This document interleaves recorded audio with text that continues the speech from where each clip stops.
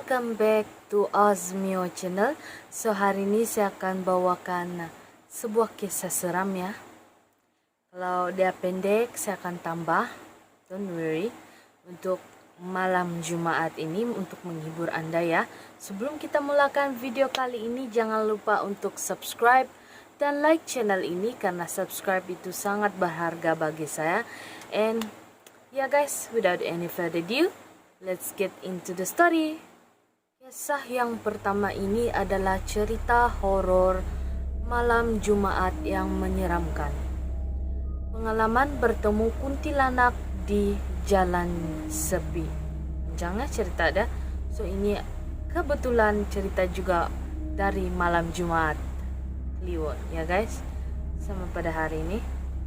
Sebelum kita teruskan video kali ini, baca doa masing-masing ya untuk mengelakkan benda-benda something. Ikut follow kita, oke? Saya dapat sumber ini dari pijarnusantara.com. So, bertemu kuntilanak adalah peristiwa yang tidak ingin dialami oleh semua orang.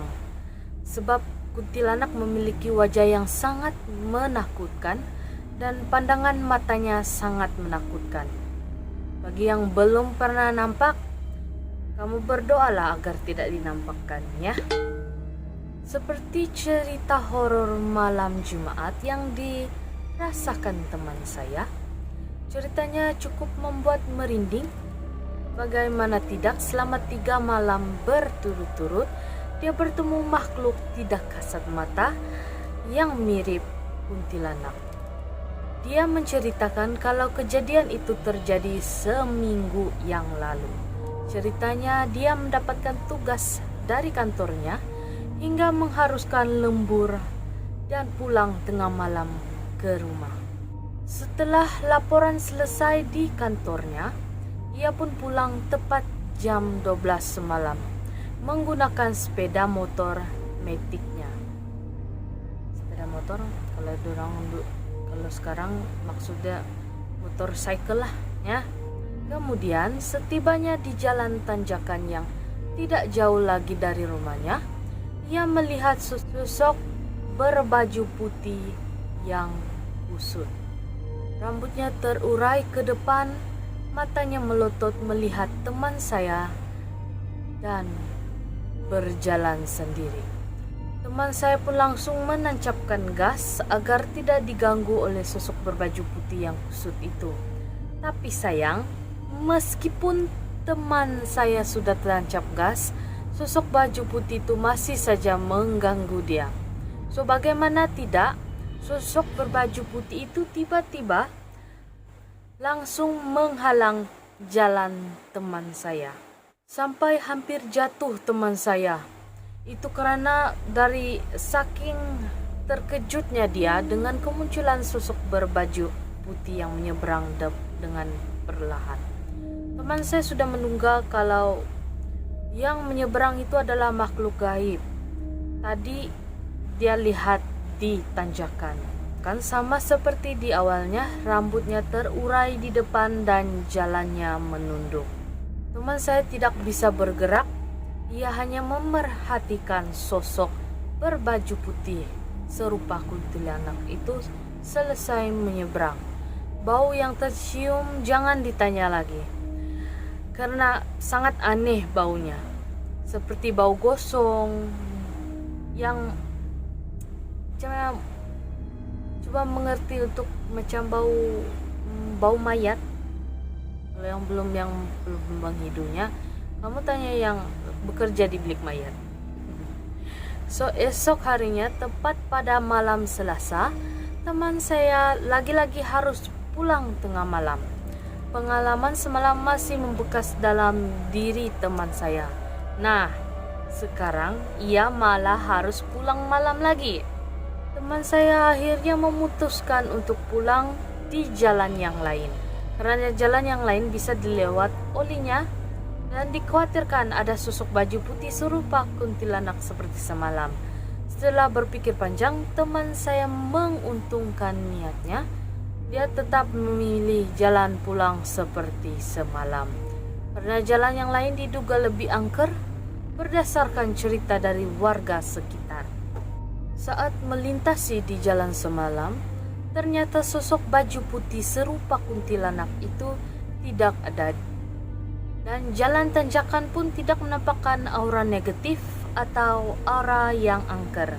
Saat hampir sampai ke rumahnya pun juga demikian, sosok berbaju putih serupa kuntilanak itu tidak muncul lagi dan tidak muncul secara tiba-tiba lagi untuk menyeberang. Teman saya selamat. Ia pulang ke rumahnya dengan perasaan senang dan gembira. Sesampainya di rumah, teman saya itu berharap besok malam tidak diganggu oleh sosok berbaju putih serupa kuntilanak itu lagi.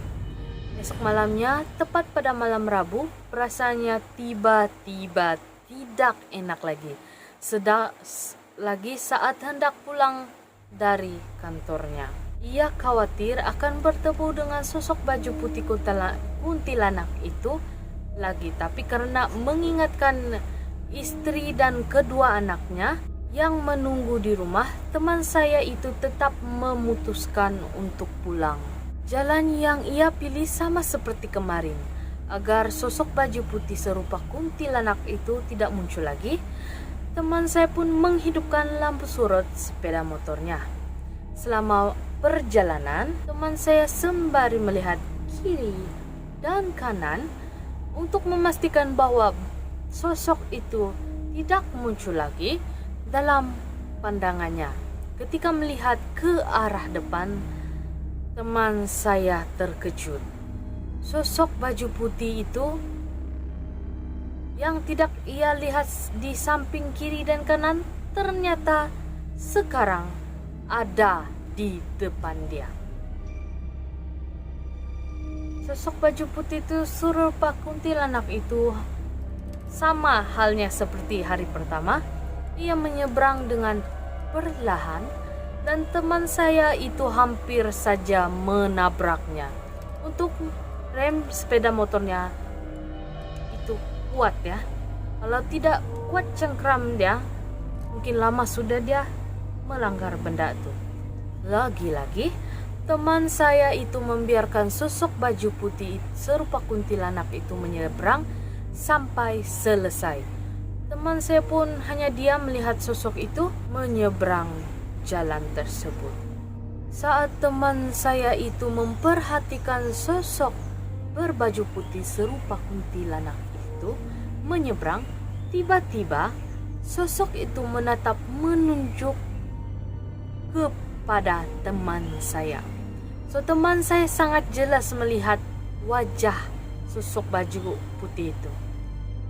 Wajahnya sangat keriput, banyak koringan di pipinya, matanya hitam, dan pandangannya sangat tajam ya. Eye to eye. Teman saya langsung menghidupkan sepeda motornya dan langsung menarik gas dengan cepat. Dadanya berdegup kencang, khawatir bahwa sosok tersebut akan mengejarnya. Sampainya di rumah, teman saya itu merasa lega karena tidak diikuti oleh sosok itu. Ia pun langsung tidur dan tidak menceritakan kejadian tadi kepada istrinya. Esok harinya, tepat pada malam Jumat, teman saya gelisah karena pekerjaannya di kantor sampai pukul 8 malam. Belum juga selesai ya guys. Jadi pekerjaannya baru tuntas saat jarum jam menunjukkan angka 10 malam. Ia was-was apakah harus pulang atau hanya tidur di office. Jika pulang, ia khawatir bahwa dia akan bertemu kembali dengan sosok baju putih itu seperti kemarin. Jika menginap di office, ia merasa kasihan pada istri dan anaknya yang sudah menunggu kedatangannya. Setelah berpikir agak lama, ia pun memutuskan untuk pulang. Dengan pasrahnya, apapun yang akan terjadi di jalan. Sebelum jalan, ia pun membaca doa agar mendapat perlindungan daripada Allah. Selesai berdoa, ia pun berjalan dengan pelan dan lampu sorot sepeda motor ia hidupkan. Saat hampir ditanjakan, sosok itu ternyata tidak ada. Saat berada jalan dekat rumahnya pun tidak ada. So, karena itu dia bersyukur tidak diganggu lagi, padahal waktu itu adalah malam Jumat. Esok hari dan seterusnya ia tidak lagi mengalami kejadian tersebut. Apalagi sekarang sudah banyak orang membuka warung di daerah jalan yang terdekat. So, tidak hanya banyak orang yang membuka warung, tapi di daerah itu juga sudah dipasangi lampu penerang jalan sehingga aura negatif tidak lagi terlihat. Dan itu saja cerita kita pada hari ini, guys. Habis dah. Saya tidak tahu macam mana mengekspresikan dia punya pengalamannya, guys. Kau bayangkanlah kau harus lembur buat kerja overtime ya, harus lalu pada tempat yang sama. Nasib ada pembinaan, jalan diterangkan. Kalau balik-balik menghadap benda itu, aku rasa esok harinya aku akan sewa ustadz ataupun pendeta ikut di belakang. Susah, guys. So that's it for the video today, guys. Thank you for watching sampai akhir video saya. And jangan lupa untuk subscribe dan like channel ini. Kalau kamu ada cerita seram, kamu kongsikan pada saya di email yang ini. Nanti saya bawakan di video yang akan datang. So guys, that's it for today. See ya and be careful.